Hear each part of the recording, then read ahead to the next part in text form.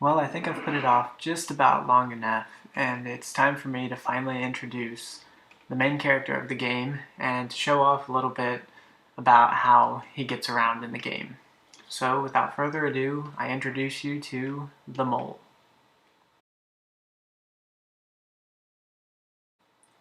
Since the Mole is a platformer, most of the main mechanics are actually just about movement and how the player gets around. And in this video, I'll introduce you to the two main ways that the Mole gets around in the game. Both of them involve his multi-tool grappling hook, digging, etc. gun that you actually can't see here because I haven't found an artist yet to do the art for the game, so this Blues Brother looking guy is just something that I've cobbled together.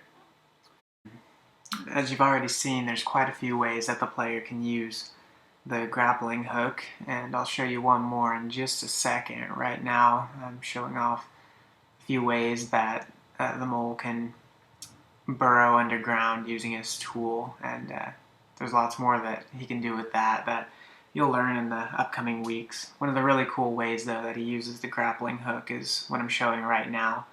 You can kind of use it to propel yourself forward, and that gives you a even bigger jump. Now I'll show you a few ways how you can kind of combine the grappling hook and the digging. Here you'll see just kind of swinging and then going right into a dive. You can really dive right into the ground in a lot of places. In the final version of the game, there will be different types of terrain, some that are more rocky you won't be able to burrow into, but for right now you can just dig into everything in my prototype that I've got working here. Now I'll fast forward a bit to get over here to an enemy.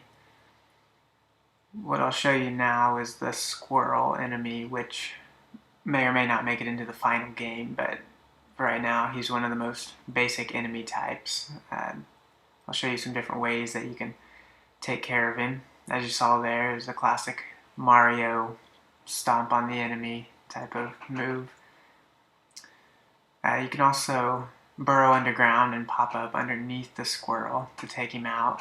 There you saw the Mole just dive right on top of him. There he came up from underneath. I think that's all I've got. There's actually one more way that I'll show you here.